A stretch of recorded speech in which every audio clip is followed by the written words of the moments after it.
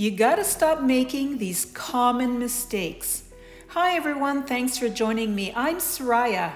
I often see these mistakes and they can be easily fixed. The best one is the last one, so stick around for that one. So let's get right into it. Number one, not having a plan. You have to think about how you want your paintings to look like in the end. It makes it so much easier when you do have a plan to work towards that vision. It doesn't mean you failed if it is not exactly how you've imagined it in the end, but it does help you think about what you're doing. Number two is not enough paint. I get it, you don't want to waste paint. It can be expensive, but you cannot achieve a fabulous work of art if you're thinking about this and not thinking about what your painting needs.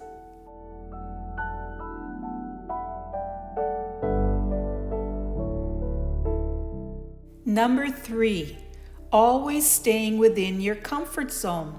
This is probably because you've had success with a certain technique or color combination and you think, great, I'm going to do that again. And that's fine for a bit, but it will result in predictable artwork. You want to keep evolving as an artist. Take baby steps at first. You'll be glad you did.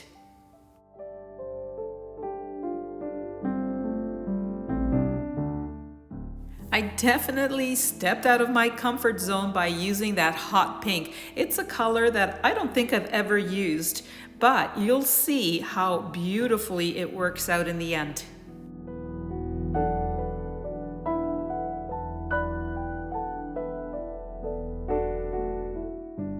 So this is unusual colors for me. This hot pink is something I normally don't go for, but I really like the way this is looking. It's very soft and kind of ghost-like in a way. So I'm gonna let it dry. I've got another thing I wanna do to it, so just 1 second. Number four, giving up too early when it's not going your way. Often I see other artists present a failure when a little imagination can bring back life to a quote, failed artwork. Don't give up. Try new techniques. Think about what would work best for the piece. If it means scraping off paint in sections or even starting again, do so. Don't be afraid. Painting is not easy. Just stick with it. You have to remember that when you're watching other artists that make it look so easy, they've been doing this for many years. Give yourself time to practice and learn from each painting.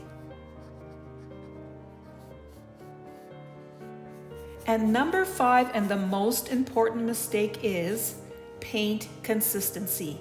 You can achieve really good results with paint and water, but the best is paint with Floetrol. Floetrol helps to consistently achieve the flow that is required to achieve great results, and most importantly, no cracking. You can experiment, but I find it best to have 2 parts Floetrol to 1 part paint. You don't have to go crazy measuring, just eyeball it, that's fine. To achieve lots of cells, add 9 parts Floetrol to 1 part paint.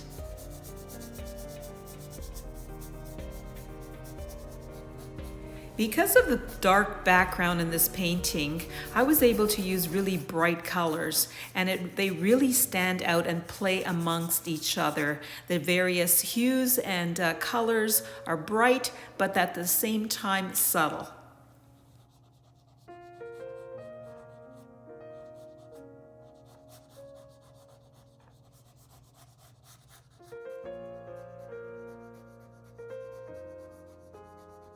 I knew when I first started with the painting that bright kind of pink ball that's there in the middle was going to be the focal point. So I knew that I was going to work towards that. Adding colors that work well with each other, that complement each other, really make the painting dramatic without it being overpowering. And so here it is, very colorful. I'm liking the touches of red and yellow and the teal. the blues, all the colors that I used, and I toned down that hot pink.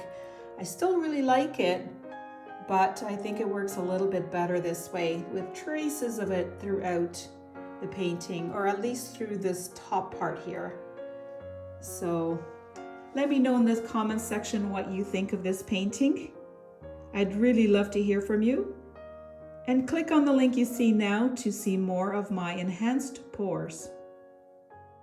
And by the way, let me know if the 5 tips were helpful for you.